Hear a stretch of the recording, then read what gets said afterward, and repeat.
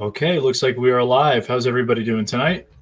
Back again for another episode of Sasquatch Out of the Shadows Live. I'm your host, Alex Pedikov. Hope everyone's doing well tonight on this lovely Monday night here. Good way to start a Monday night. So just a quick reminder, if you guys want to check out previous shows, we had last week, we had Seth Breedlove and the Small Town Monsters crew. We were talking about our recent expedition to upstate New York filming on the Trail of Bigfoot. Next week, we will have Eric Altman on, talking about Pennsylvania again, similar to the episode with Sean Forker. A lot of that Bigfoot sort of stuff in Pennsylvania should be exciting. Next week, actually on Tuesday, July 21st at 6:30 p.m. Eastern, I'm going to be doing a virtual talk for a library here in New Hampshire, the Nashua Public Library. It's about Granite State Bigfoot, so Bigfoot stories here in New Hampshire. It's going to be a PowerPoint, and I'm going to do the film screening as well. That's going to be live, and I'm going to be streaming it on this channel, so I'll talk about it next Monday on the show as well, since it'll be the day after. But just like the live streams are available on the channel, you'll be able to check it out right here on the channel. So tonight, we're lucky to be joined by David Weatherly. David is basically a Renaissance man of the strange and the supernatural. He has traveled the world in search of mysterious monsters, ghosts, magic, folklore, legends, all sorts of stuff. From dusty castles to strange remote islands, he has journeyed to the most unusual places on the globe, seeking the unknown. He's been fascinated with the weird and unusual from an early age, and for decades he has charted a course of exploration and investigation into the unexplained. He is also the author of numerous books and a frequent guest on radio, television, and conferences around the world. He's written stuff about the black-eyed children, haunted churches, haunted toys, Bigfoot wood knocks, monster-specific books for different states like Nevada, Alaska, Arizona. I'm going to talk to him about a lot of that stuff. So without further ado, let's bring in David. How you doing, David? Thanks for having me. Yeah, thanks for coming on. Really appreciate you taking the time to join us here on this Monday night. No problem. So first of all, something I kind of like to ask all guests basically is what really sparked your initial fascination with the unknown? We all sort of have some sort of way that got us into this, or at least where we are now. What kind of brought you into this world? Oh, it was kind of a divine storm of a number of things, I guess. When I was young, I was really fascinated with ghost stories and, folklore and things like that. And I more or less grew up as an only child. I do have a brother, but he's 10 years older than me. So he was long gone from the home and everything by the time I was really, reading a lot and getting interested in these things. And, you have to bear in mind, I was born in the 60s. So I was interested in this stuff in the 70s and started delving into it. And it was not the cool or hip thing back then. I always tell the joke that back when I started, if I went to a party and told people what I did, I had a nice quiet evening alone because, everybody's like, oh, this guy's asking about Sasquatch and UFOs, just, stay away from him. And now it's the polar opposite, of course. People find out what I do at a party, there's a queue out the door because everybody's interested and everybody has a story now, right? But between an interest in those things and I always say a lot of times what you're destined to do kind of finds you as much as you find it. And for me, I really started delving into those things as much as I could, just different types of phenomena and strangeness. I would find any books I could on ghost stories and UFOs. Von Daniken's book came out, and I found Hans Holzer and some of those things. And then lo and behold, here I am. I'm living in the country, but this couple comes and they move in very close, an elderly couple, and it turned out the woman was a spiritualist, and she had interest in a lot of these things, and it was kind of eye-opening at that point. And I also discovered Fate magazine because of her. Yeah.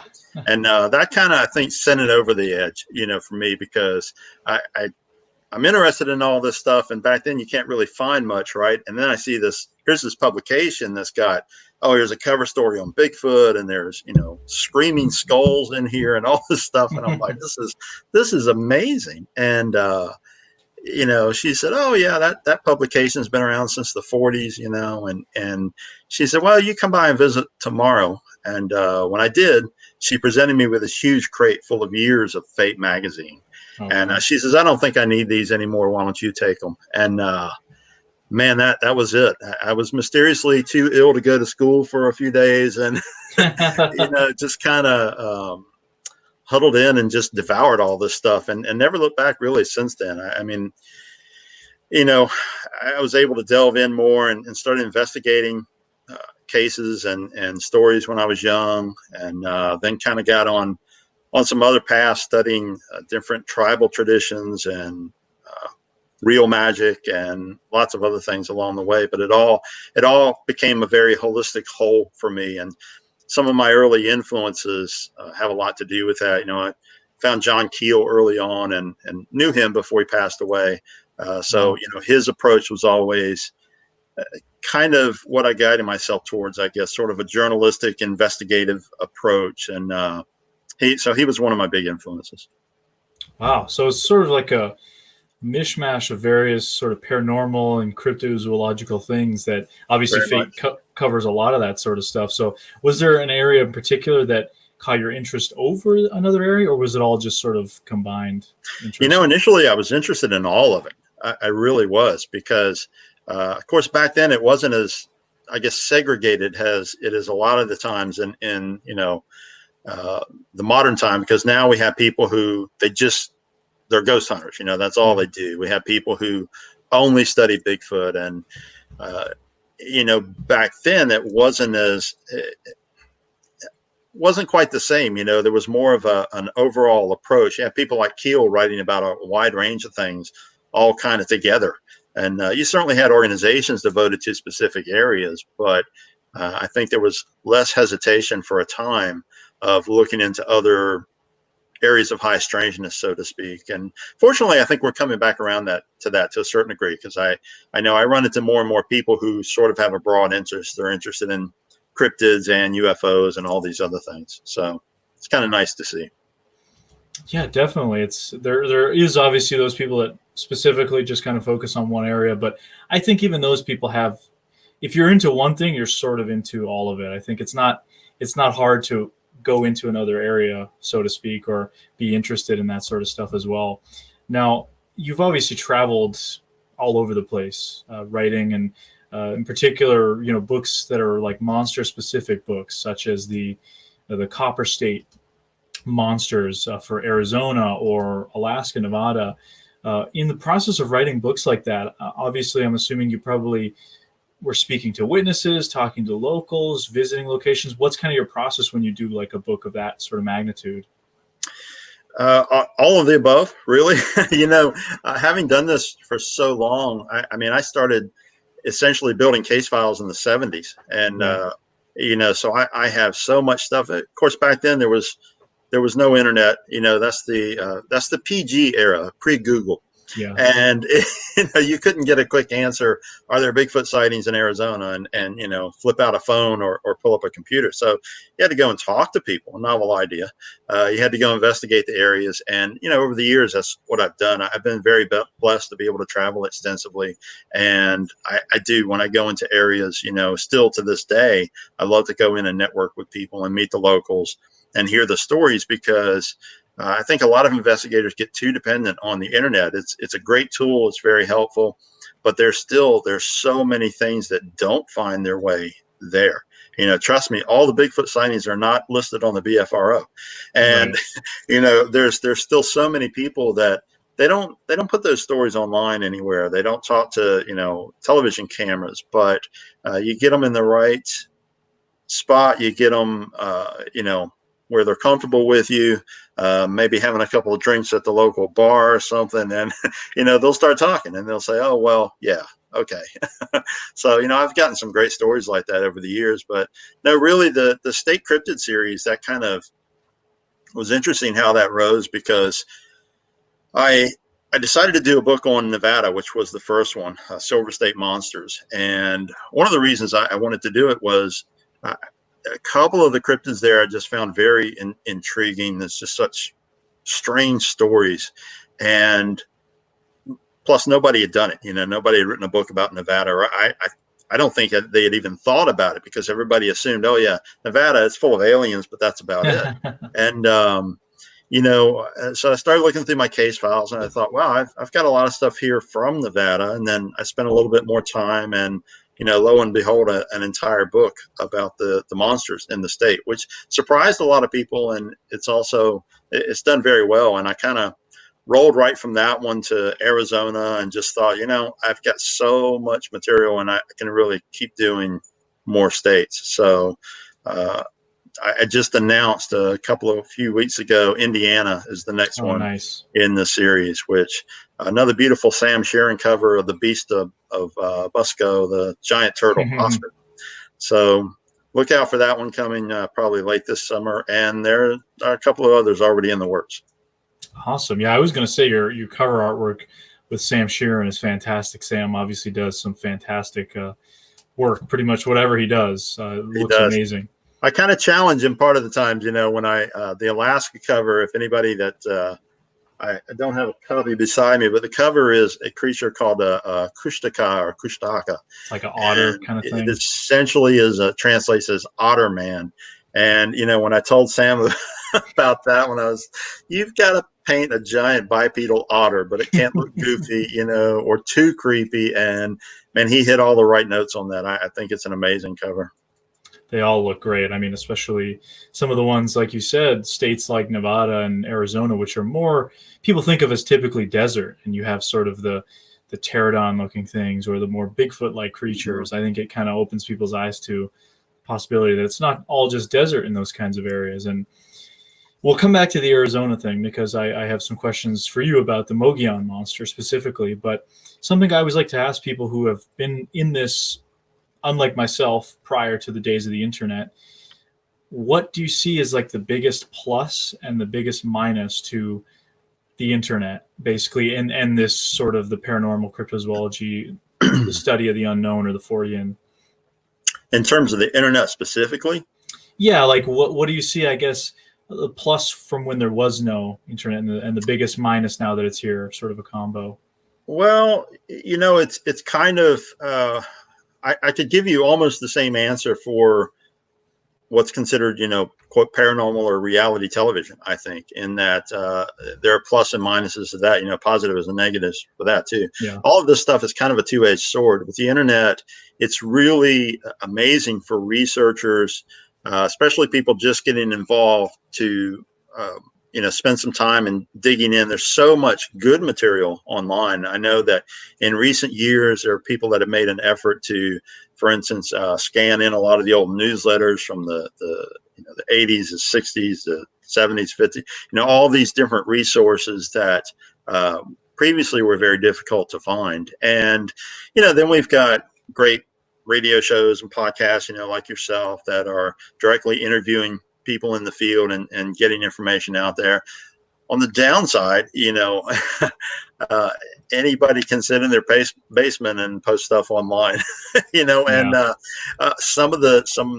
some great stories turn up, and unfortunately, the reality is behind, who knows how many IP addresses or firewalls or whatever. So, there are cases that turn up. I mean, there are, and on some occasions, a whole string of sightings or encounters that will be posted online, but you can't actually get to anyone to interview them, to talk to them directly, even on the telephone, to find out how much veracity there is behind the account. So that makes it very challenging, for people like us, who are actively trying to get the details and get the real stuff out there, so to speak. So yeah, two-edged sword. Definitely. So I have one more question for you before we start looking at some of the audience questions. What would you say your kind of your goal is with all this? Do you have a specific sort of something you're trying to kind of prove to yourself or prove to the world, or just sort of pursuing something you're interested in? I know everyone has their own reasoning as to why they continue down this path, and just sort of curious. Oh, I'm not trying to prove anything to anybody. My personal opinion is that's a rough road to travel, because there's the old adage that you're never going to convince a skeptic, and a believer doesn't need proof. So, that's for me, that's just it's just a personal pursuit. It's something I love doing and something I'm incredibly interested in, even after doing it for so many years. So I just enjoy digging in and investigating, going to locations, talking to witnesses, doing the research. I love all aspects of it, to tell you the truth.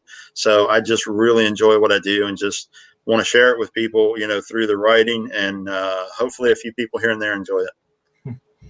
Yeah, that couldn't agree more. I mean, especially for me, just going to the locations and talking to people, I think is one of my favorite aspects of it. Yeah. Just it's really a treat to just talk to people who have lived in areas for their whole lives that you're just sort of visiting for a few days or what have you, and just kind of getting to get a feel for what's been going on there. Mm-hmm. Cool. So let's take a question here from our audience. We have a question from my buddy Stefan. He says, question for David. Are there any paranormal or haunted sites that you would not revisit because they were too spooky? No. That was a short answer. I don't know how to elaborate anymore. I've been to some pretty creepy locations, but some of them more than once, but I don't really have any hesitation for going back. No. Okay. Interesting. So this is going to be a tough question on my part, but of all the strangest strange places you visited, is there one that stood out to you the most, or is like a personal favorite? I know it's a really hard question. I struggle with that one myself. That's a tough question. And truthfully, if you ask me tomorrow, I'd probably give you a different answer. But there's a couple that come to mind right off. Pavaglia Island off the coast of Italy. It's just an incredible experience. So much history and just such a strange place. And likewise, the Island of the Dolls in Mexico, which is also a very surreal location to visit. And both very difficult to describe in words, but if you see the images and so forth of the Island of the Dolls, you'll get. I'm not afraid of dolls, so I'm sure a lot of people would be incredibly unsettled going there. Right. But two very unique locations, which are just fantastic. But I'm always looking for the next place too. Of course, yeah. So we talk about Bigfoot a lot on this show, of course, given the name. Obviously, we talk about a lot of other stuff, but Bigfoot is pretty much the focus, one of the most popular cryptids out there. Mm-hmm. You have obviously covered Bigfoot in the state-specific books, but you also have the Woodnox volumes 1-4, which I believe co-authored with other guest writers and that sort of stuff. Do you want to talk a little bit about kind of what was the initiative behind that? Sure. Woodnox, I came up with a concept for that because, the world of print media has changed so much. We don't have nearly as many magazines or journals or anything that really focus on the kinds of material we all love. There's a handful of publications out there. 40 Times survives. Fate is still around, though it's not published very often. And I started thinking initially about doing something kind of similar to that. And then I shifted gears a little bit and started thinking about something that was more of a journal that people would be, really kind of happy to have as a something on their bookshelves, and something with a little bit more weight to it. And when I started considering the idea, the term Woodnox came to mind as a title because a lot of theories are that that's Sasquatch communication, of course. So kind of a subtle, oh, here we go. And I thought this is really great because I know there are other researchers who have different pieces of Sasquatch information that maybe it's not enough to fill in a whole book, whether it's a theory or a set of sightings or whatever. So I came up with the concept. I reached out to a handful of colleagues for the first volume, and every one of them said yes, that they would do something. So the first volume, I had over the course of 4 volumes of this, it's an A-list of contributors. It's it's made me very happy. Lyle Blackburn, Ken Gerhard, Lauren Coleman, just the list. I don't want to leave anybody out, but there's so many of them at this point. It's just a whole long series of people that have contributed, and the series has been very successful. I've been happy with it, and every time one comes out, people say, when's the next volume? But it's a lot of work to produce it, and everybody works on a different timetable, let's say. So, there have been times where I'm like, we're ready to go to print, buddy. Yours is the last article. And, they come out about once a year, but there's been a couple little gaps. 4 came out earlier this year with myself, Chad Lewis, Sam Sharon did both the cover and wrote a piece for the book. Shannon Legro, a bunch of other people, and again, it's been pretty successful. People seem to respond well to it, and I've enjoyed doing it. Sometimes it's been very frustrating, but at the same time, it's been enjoyable. Yeah, I can imagine it's probably a mixed bag, but overall, I mean, that's just a really cool concept. You have so many different people from different parts of the country, even probably around the world, that have different sorts of experiences with this subject. And I think it's what's so interesting about kind of going back to the internet question. For me, it's always so interesting talking to people who are in other parts of the country. We may be talking about similar behaviors that are reported that are way different, or just the terrain may be different, in the Northeast with the woodland forest and the rolling hills versus the sort of high desert in northern Arizona or wherever the case may be. So I think that's really cool. And I commend you for having the patience to kind of try and get all these people together and put them into one work, because that's probably no easy task, as you said.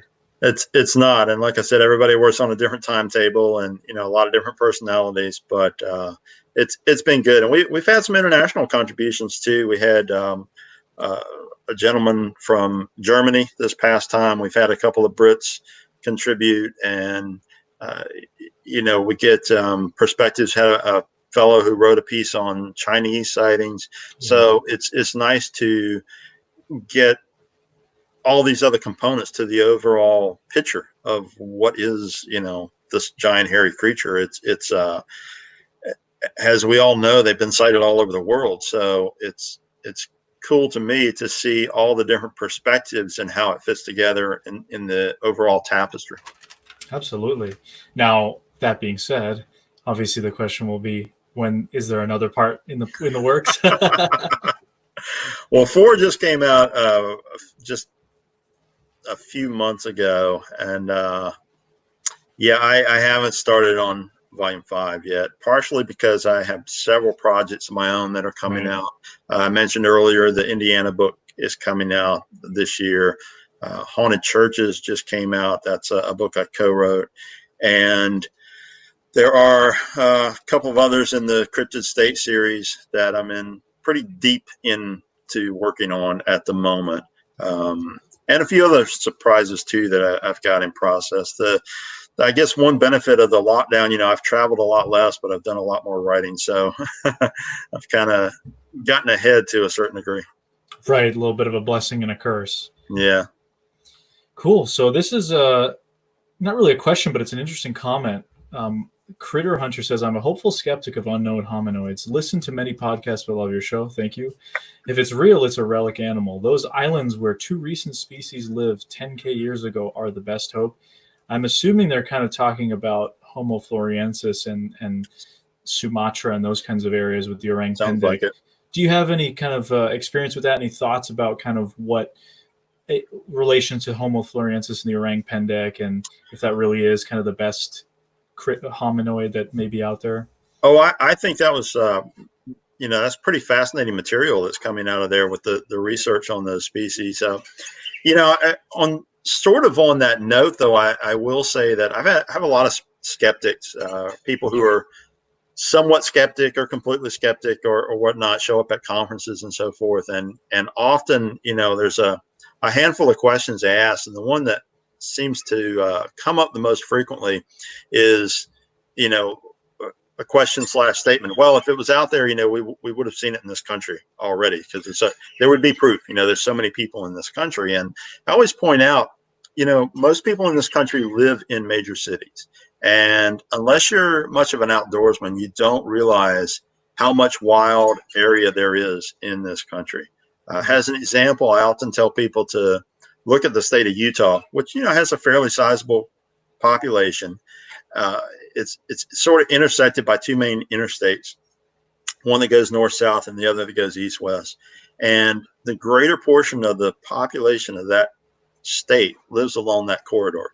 of those interstates. Now, there are other rural communities off to the side and so forth, but you get out in some remote areas of Utah, and there's plenty of places you can walk, for probably several days and not see anybody. Some of our national parks are incredibly vast. Alaska, which I recently wrote about, of course, has very low population density, low number of people, and a tremendous amount of territory that is not inhabited by people. So, there's plenty of wild area out there, even in this country, for these things to exist and simply not be seen by humans on a daily basis. Yeah, I couldn't agree more. I mean, even I think of I always bring this up, but here in the Northeast, Maine and New Hampshire and some of these states were the most forested in the U.S. I mean, I can take people to places where, you will almost guarantee to get lost if you don't have a GPS that isn't, there's no service in some of these places. And especially out west, you have all that land that's controlled by Bureau of Land Management or the federal government that, a lot of it is even under lock and key or just nobody really existing in these areas. So, and Alaska, Alaska is just a place unto itself. It's incredible. Yeah, it is. But New Hampshire is a good example because, a lot of people think, oh, New Hampshire is a really small state. It's full of people. There's no backwoods there. But you spend a little time up there and you quickly realize that, yeah, there's plenty of uncharted territory.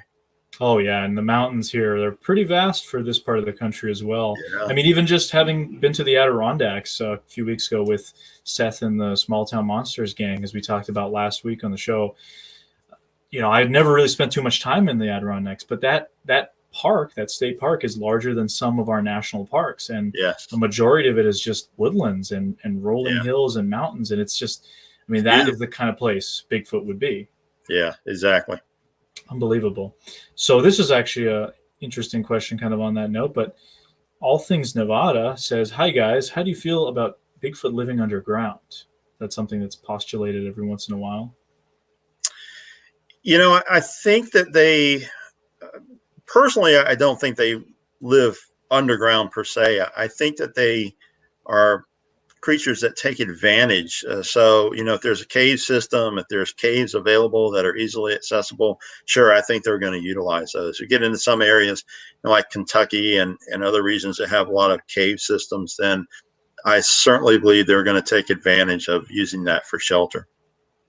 Yeah, it makes sense if you have an environment that's kind of providing that, where some places they just aren't really caves. New Hampshire, up here, we don't have like the limestone sort of caves that they have down in the southern Appalachians. We have just the only kind of caves we have are rock overhangs where the glaciers kind of mashed a bunch of rocks together and it kind of makes caves, but it's nothing compared to what you would have in like Kentucky or even out west, maybe with some of the big mines and that sort of stuff. Yeah, but they're certainly not restricted to that.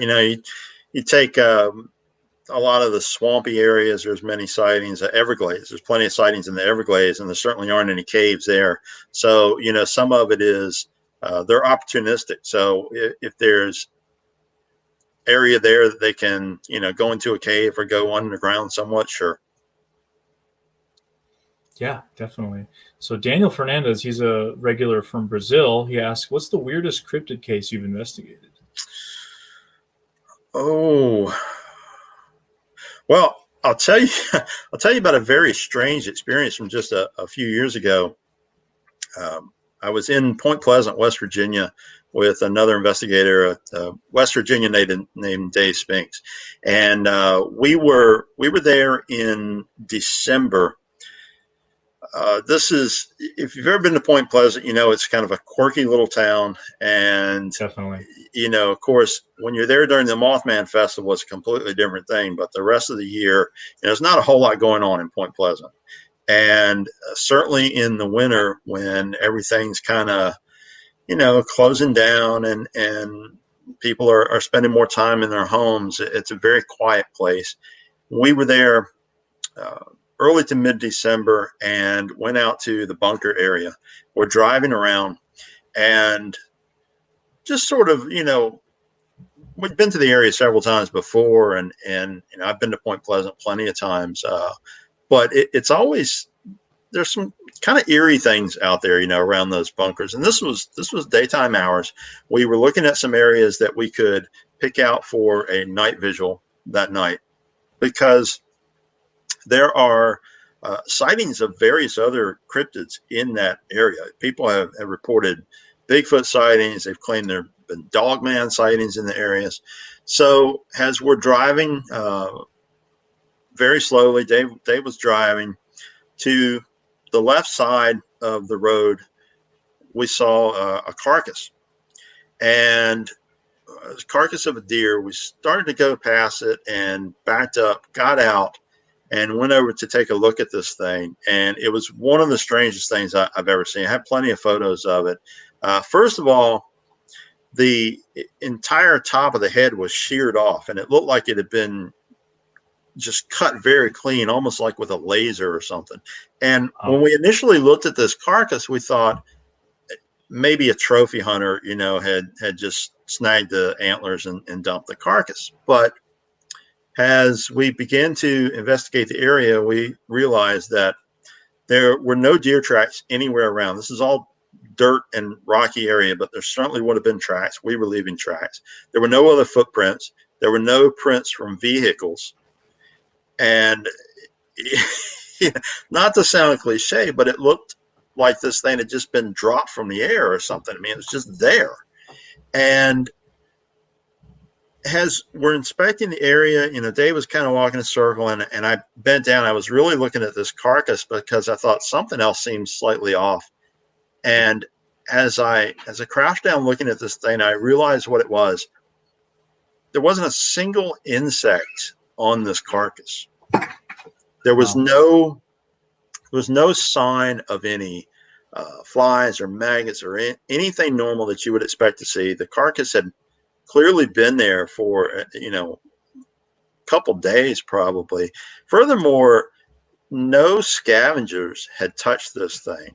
Now, I stood up when we looked around, and there's in the distance, not very far, there's buzzards and crows and all these other things that quickly take advantage of a free meal like that. So it was very odd that nothing had touched this carcass. And the kicker to this whole experience was, as we were standing there looking at this area, I mean, we even expanded out into the dirt road that we were on, looking to see if there were any deer tracks or anything else, when suddenly ahead of us, crossing the dirt road, is a canid.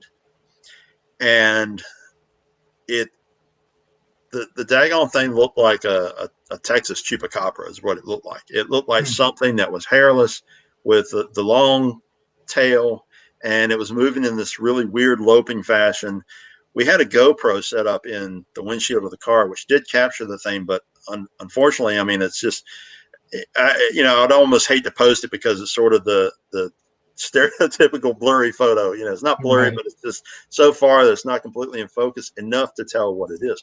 So, I can't say it looked like a daggone chupacabra. I'm not saying that it was. It very much could have been a coyote or a wild dog with mange, or a fox. But what a weird coincidence for that to happen in the midst of discovering this other carcass with all the anomalies that surrounded it. So that's the first thing that kind of leaps to mind. That was a really strange case. I mean, there are dozens of others. I investigated the water babies up in Nevada and heard that story direct from a Native American elder. Wow. It's a very strange place. There have been, gosh, I mean, we can sit here and talk those all night, but yeah, that's today's answer on that one. Yeah, absolutely. Yeah, that's the unfortunate thing I think about GoPros too, is the fisheye perspective probably didn't help in how far this thing was. But it's always tough with the equipment. People think, why can't we get crystal clear HD photos and videos? Well, this kind of stuff often happens really in like a blink of an eye. Something may run through or pop through. Yeah, people don't realize, how difficult that really is. I mean, I know, of course, that's one of the things that skeptics jump on, right? Well, you don't have any clear photo evidence. But, I tell a story a few years ago. I was in Arizona, and I was driving on a dirt road, came around the bend and hit the brakes on my Jeep because right in the middle of the road was this beautiful lynx. Wow. And it was crouched down, and it didn't hear me skid to a stop because it was really focused on looking at something, just off the side of the road. And it was so close and just such an amazing sight. And of course, I hit the brakes, and as I'm doing it, my hand is going for my camera, which was in the thing right beside me, And in the seconds it took me to pull that camera up, point it out the windshield, and hit that shutter, the thing had jumped off, into the bushes, and it's gone. So all I have is a great story and a missed opportunity for this incredible shot. But, it's a good example to understand how difficult it is. And that's a known animal. I knew immediately what it was. So there's a surprise factor at seeing it, but there's no shock of, oh my gosh, that's an 8-foot biped. I've got to, what am I going to do? So there was none of that delay or hesitation, yet there's still no photographic evidence. I know exactly how you feel. I had the same thing happen to me with a large bull moose in northern New Hampshire back in June, coming around a bend on a dirt road. This guy was huge. I had my camera in a cup holder. The lens was in the cup holder right next to me. By the time it took me to grab it, he was already in the tree line. Couldn't see 10 feet in there. It's and that's, like you said, that's an animal that we would know about. So imagine, if you weren't even interested in this kind of stuff and you happen to see something that's not supposed to exist or whatever. Exactly. I mean, would your first thought even be to take a picture? Maybe for some, maybe it wouldn't be. But Daniel says, thanks for taking my question, Alex, and thanks to Mr. Weatherly for the answer. Amazing tale. Yeah. Thank you, Daniel. My pleasure. Always a gracious commentator here. So we got some more questions and comments coming in. Bigfoot Forest, Vancouver Island says, your interviews are so sane. Thank you. That's the whole goal. It's just a friendly conversation with somebody I would consider a friend. Dave would love it out here. Have you ever been to Vancouver Island? I have. I've not been able to spend much time there, but it's beautiful up there. I would love to get up there and spend a week or so really exploring, because it's amazing. British Columbia is beautiful. I did get to spend some time in British Columbia proper. I guess it's been over a year or two ago. But yeah, I'd love to get back up there and certainly do Vancouver Island. Absolutely. I agree. I would love to get out there. So Jamie says, I'm out here in New Hampshire and have a lot of activity. Well, feel free to email me or leave a comment. Let's chat about that. Jamin, sorry for mispronouncing that. Chris Spitzer says, being open to different types of paranormal phenomena, is there any topic out there you would not get yourself into, and why? Not that I can think of. I mean, I've pretty much delved into, in general terms, all of it at this point over the years. So there's not any one particular area that I avoid. No. So there you have it. So you're just going in knee deep into everything. And obviously that your body of works really speaks to that. I mean, you have, just like I had even read in the intro, haunted toys. I mean, that is just, there's so many people just fascinated by that, let alone the cryptid stuff, the haunted objects, that kind of thing. So here's one kind of related to that. Dave DeRoy says, have you ever researched mind speak? If so, do you find anyone with that ability, and were you able to scientifically validate it? I am familiar with it. I've certainly met a number of people that I'm careful with this to be political. I do try to avoid the arguments. So many people in the field that want to collect in their little, we're in this corner and they're in that corner, and I'm open to the idea. I have not seen that scientifically validated. No. I have not seen anything that has convinced me at this point. But at the same time, I don't profess to be an expert in it and say, no, it's impossible. I certainly think that we're dealing with areas that we just don't understand yet.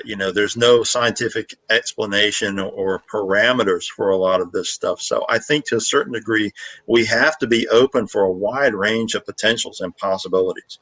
And, because of that, I'll give you a good example. A lot of people who are, quote, cryptozoologists, they're adamant that Sasquatch is just an undiscovered, hominid, a physical creature that, we just, the missing link or descendant of Gigantopithecus or whatever. And they X out anything that doesn't fit into that paradigm. And I think because of what we're dealing with, I can't exactly do that, because you leave behind a whole body of folklore and accounts and everything else if you do so. So, I try to be very balanced and open-minded with approaching this stuff. And I try very hard to look at traditional tales, especially from native peoples and even early folklore, to understand what people have been saying consistently the whole time, and try to comprehend how that fits in with modern sightings and what potentially could be, something that is explainable. A good example is, there's so many cases where people say they see a Sasquatch and suddenly it's just gone. It's vanished, and they can't understand how. Right. And you get two schools of thought on that. You get people who say, well, of course, you get the skeptics who say, no, you didn't. You saw a bear or something. And then you get another school that says, well, it went behind a tree or something, and that's why you don't see it.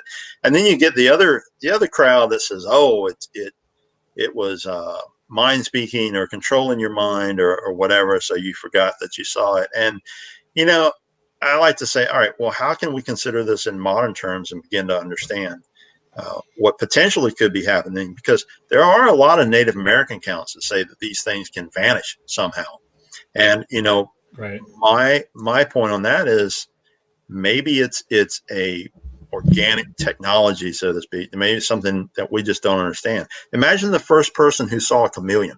They're looking at this little creature on a tree, and it's bright colored or something, and then seconds later it's just vanished because it's camouflaged with the tree. How did that person feel? How did they even comprehend that or understand that? So, maybe these creatures have something that allows them to camouflage somehow, or I don't know. Maybe it's infrasound, and they affect us, our nervous system, and cause us to have these glitches where we don't remember exactly what they did. I think that there's just so many potentials. I try to stay very balanced and open, and keep exploring. Yeah, absolutely. That's a really interesting point with the chameleon. That makes a lot of sense to me. It's kind of thinking about, even just if I was to go back to the 1800s and try and explain what Facebook was and wireless technology, I mean, would I be some sort of a sorcerer or something? A cell phone. Really interesting to ponder. Yeah, right. Just that concept. So Stefan asks, are there any researchers who you haven't worked with yet but would like to?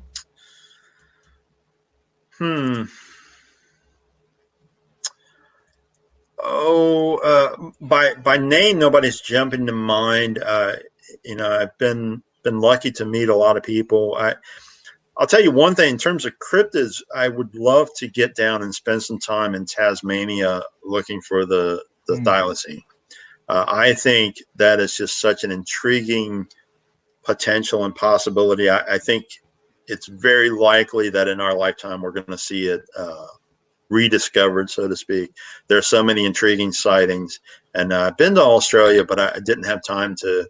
I didn't get a chance to spend time in Tasmania or other areas where there have been a lot of sightings in recent years. So that's probably one thing I would like to pursue. There's certainly people I would love to work with more in the field. I know Jeff Meldrum. He's a great guy. I'd like to get out into the field with him some. And gosh, a whole litany of other people, I guess. Oh yeah, there's just so many great folks, and that's one of my favorite parts about this, is just getting to interact with everybody, and just how many great people there are out in this community, just all over the world. It's like almost wherever you go, you can inevitably have a contact in that city or that state or wherever you're going, which I think is a really cool part of this this whole kind of field, whatever we want to call it. We're kind of a global community at this point, and that's really cool. If easily you know somebody who knows somebody, and you can get to have some neat experiences. Oh, absolutely. So Tactical Bigfoot Research, this is Mike, a friend of mine, says, what is your thought about them living near swamps near pine forests? Absolutely. Yeah. Absolutely. Yeah. There's a lot of amazing sightings in swamps. I had a sighting myself in the Great Dismal Swamp back in the 1980s. And in fact, our mutual friend Lyle Blackburn just put a book out called Sinister Swamps. Here I Oh, am it looks great. I can't wait to plugging pick it up. somebody else's books, but I shared my story in there with Lyle. It happened in North Carolina, and it's the whole thing's a bit lengthy, so I won't go into it tonight. But yeah, I absolutely believe that they do. And swamps, that's another great location because one, lots of resources. Typically plenty of things for them to eat, and it's areas that humans aren't trekking into on a regular basis. So very easy for them to stay under the radar, so to speak. I think in swampy areas, you got the Great Dismal, you got the Okefenokee, the Everglades. There's plenty of areas like that for them to hide out in. Oh yeah, and that's what's really interesting about Florida too. I've been there a few times, and you go to a place like Orlando or Tampa, Miami. Obviously, that's where a lot of the people are. But once you really just go, I mean, an hour outside, you can be in an area where you could hopelessly get lost in and get, stung by some sort of awful creature or bitten by something, kind of out of your element. Yeah, yeah, very much so. I've spent time in Florida too, and it's an interesting place, that's for sure.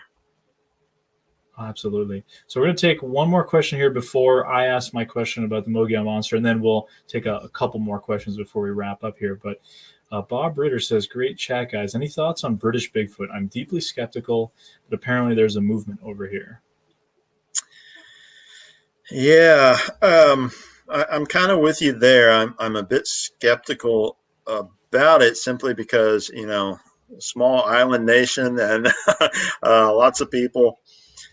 I don't know. There's certainly a historical precedent for some sightings over there in lots of parts of Europe, but yeah, I don't know. I can't comment too much, I guess, because I just haven't spent any time out in the enough time out in the backwoods in England really delving into that possibility. I know that there are some fascinating strange creatures that have cropped up over there. Certainly a lot of ABCs or alien big cats as they're known, and some other intriguing potentials. But I think personally, I believe if there are any there, it's probably a very, very small population. Right. It just doesn't seem to be much of an environment. I mean, there are lots of woodlands now, and people are moving There into are. cities, but I think compared to North America and even Australia, Canada, United States, it's a lot less sort of territory, I guess you could say. Yeah. So tactical Bigfoot researchers. Thank you, David. It's cool you suggest materials and research from other folks. Absolutely.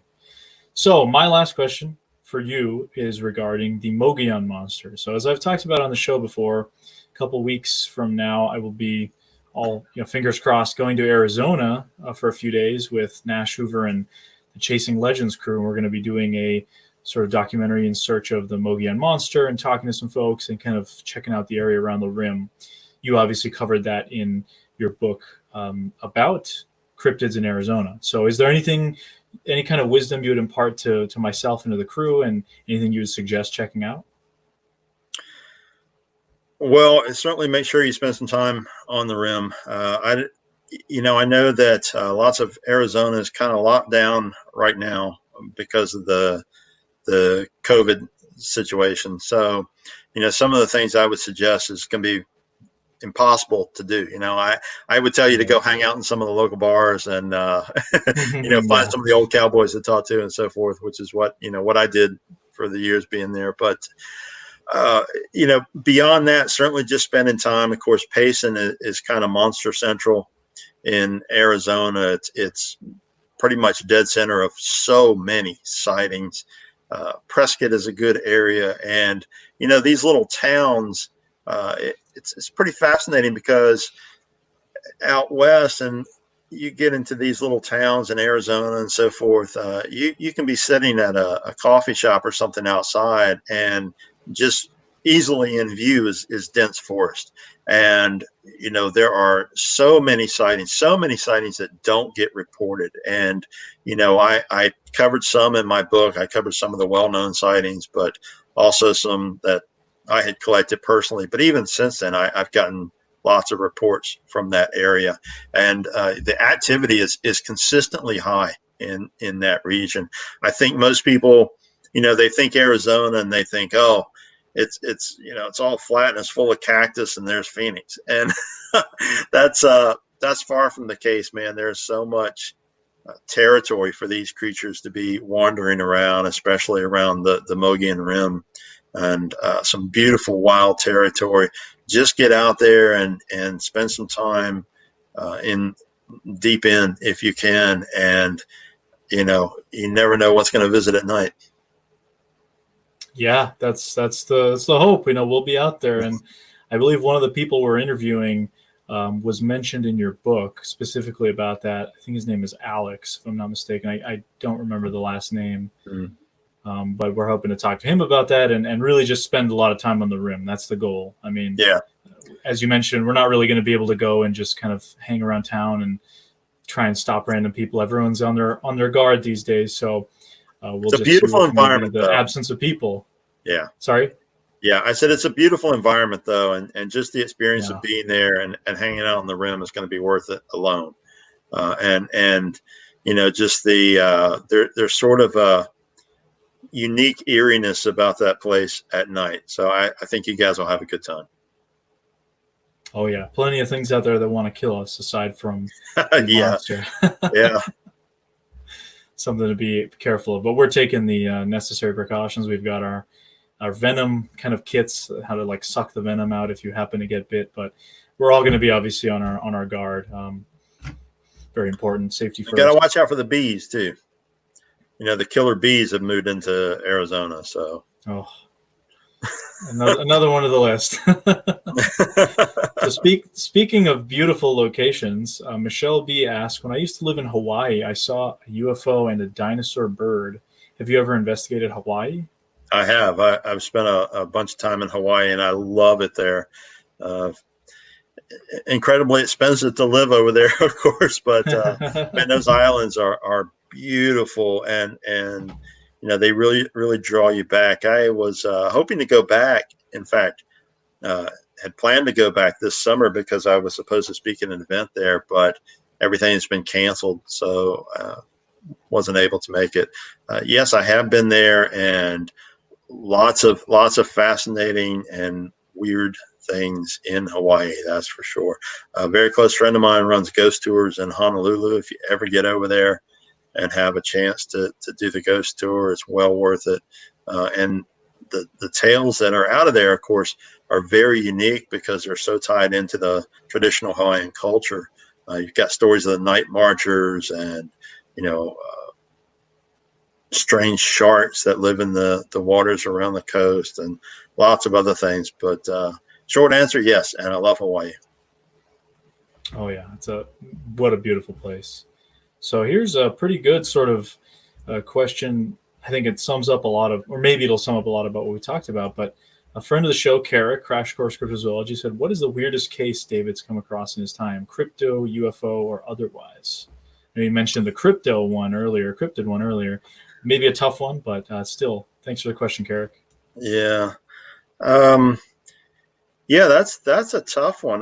Wow. Well, I'll throw another case at you. I mean, I talked about a cryptid case earlier. So UFO case is one that is always intrigued me a lot, is the Zanfretta case out of Italy.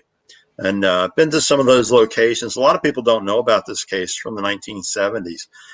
But I wrote about it some in Strange Intruders. And there is a book that came out, and I'm trying to remember I think it's just the Zanfretta case is what the translation is. It was only in Italian for the longest time, but it was translated about a year or two ago. And this story is just, it's incredible. It happened in the 1970s. The gentleman who had the experiences was a security guard, and it is not a typical UFO case at all. It started off, and I'll just give you a couple of high points. It started off with him doing his rounds and checking on a residence that was empty. He was working for a security company that would go out and just check on these houses of doctors and other people who were out of town. This was in the winter. He pulled up to this residence and he saw lights in the back of the house. So he assumed there were intruders there. He called it in, and he, long and short, is the backup came to check on him. Two other security officers arrived, and they found him laying on the ground. He jumped up, and there was a whole exchange that happened.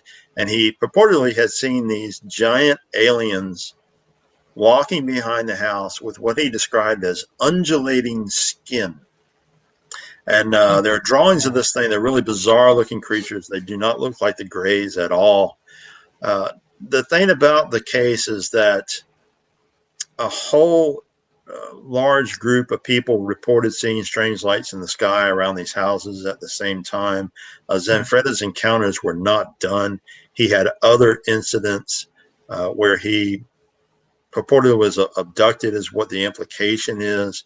The Italian military police began to investigate, and they found things like they found him at one point at a location where he had radioed in and made a strange call, and they found this giant footprint they couldn't explain. There were situations where, they would find him outside. It would be raining, but he would be dry. Just bizarre stuff like this. The Italian military police, when they delved into the case, they came to a point where they just said, no, we're closing the case. And they rubber stamped it. No crime committed, case closed. So they were so befuddled by the series of incidents that they couldn't understand what was happening. They just shuffled it off into the file cabinet. In the midst of all of this, Zanfretta was getting all of this publicity and attention, which he didn't want, in order to try to fix his reputation, so to speak. He went on live television and was dosed with sodium pentothal to prove to people that he wasn't lying. So, he was dosed with true serum and interviewed on television and told the exact same story again. So, a bizarre series of incidents that occurred to this man. It'd be a mind-boggling movie if somebody gets around to making it. And it's a case that's always intrigued me, and that I found one of the weirdest and most intriguing of all the UFO cases. Yeah, that is a pretty interesting story. I think people that are interested, guys, look it up. I mean, it doesn't seem like that story is all that known, perhaps, to those not really super into the UFO subject, which I think is awesome. So one last question here from Daniel. It says, question, have you ever studied the Mapinguari, a cryptid from the Amazon region that is supposed to be a giant sloth? Yeah, I've heard stories about that when I was in South America. And, I think this is another one of those potential surviving creatures that's down there. Again, you start getting down to the Amazon, and I've been down there. You talk about dense and full of strange known creatures. I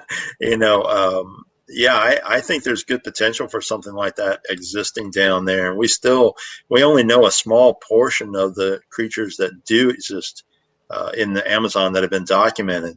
You go down and start talking to longtime residents and natives, and you hear stories of giant spiders and massive snakes and other creatures that dwell in there that you hear them and you think, oh man, that's straight out of a good 50s sci-fi film or something. But when you go down and you see the Amazon and you journey through a little bit of that, you think, yeah, very possible. Interesting. One of my favorite ones about the Mapinguari was, I can't remember where it was from. It was a program I saw when I was younger, but the guy claimed that it smelled so bad he couldn't eat for days afterwards. Yeah, I've heard that too. Which I think is pretty cool. Well, so in wrapping up, you've mentioned that you've been working on a lot now that you've sort of been locked down. Any projects coming up now that you'd like to talk about, or anything that's going on, anything interesting as we are still in this sort of corona state? Well, gosh, I mean, events have gotten shut down left and right, so not really much of those to talk about. Haunted Churches just came out. It literally debuted on Amazon today. So if you're interested in haunted locations, you can snag that. Um, Monsters of the Last Frontier, the Alaska book, is available on Amazon, and that's from just a few months ago. So is Wood Knots 4. Next up for me will be Monsters at the Crossroads, the Cryptids and Legends of Indiana. So delving into the heartland this time and looking at some of the fascinating stories from there. I've uncovered some cool stuff in Indiana, so I think you guys will enjoy it if you like the cryptid tales. Beyond that, a couple more in the works. I usually don't talk about them until I'm ready to announce and debut that cover, but I will be debuting another cover fairly soon for the next in the Cryptid State series. You can keep up with me on my website, which is eerielights.com. That is EERIE lights.com. And I usually put the coming soon announcements and so forth up there. There's also an Eerie Lights Instagram. I post lots of stuff on there, other interviews and projects and so forth on the website and on Instagram. There's a Facebook page too, Eerie Lights. So any of those sources. And if you have a fascinating story to share with me, please do. There's a contact form at my website. I love to hear all of the accounts I can get. Great. Yeah, I have the website linked in the description. So anyone that's curious about where to find his books, where to find him, or contact him, as you just said, please check that link down in the description. And Daniel says, thanks again, Alex and David. It might interest you that the Mapinguari is sometimes described as a kind of Bigfoot-like creature. Yeah, I've definitely heard that. Yeah. And Pigfoot Forest says, Alex, please have David as a regular guest. This has been so calming and interesting to listen to. I say more, please. Definitely. I'd love to have you back on. Maybe in the fall we can, as some more projects roll out, we'll have to talk about that behind the scenes. Hey, I'll be happy to come back great on. Show, guys. Yeah, great show, guys. Thanks for the awesome dialogue. Yeah, and thank you so much, David, for coming on. Really appreciate you spending some time with us here tonight. And I wish you the best with all your other projects. And thank you for the useful advice regarding the Mogollon Monster. I'm real excited to get out there. Oh, my pleasure. Thanks, everyone, for listening in. And, hey, you have a good time in Arizona. Let me know how it goes after you get back. Absolutely. Thanks again, guys, for tuning in. Thanks for your awesome questions. Next week, same time, 8 p.m. Eastern, we're going to have Eric Altman on talking about Pennsylvania, Bigfoot, cryptids. Eric's been researching a lot of this kind of stuff. So excited for that show. And be sure to watch other shows if you are interested. And thanks again, David. We'll see you guys later. Good night.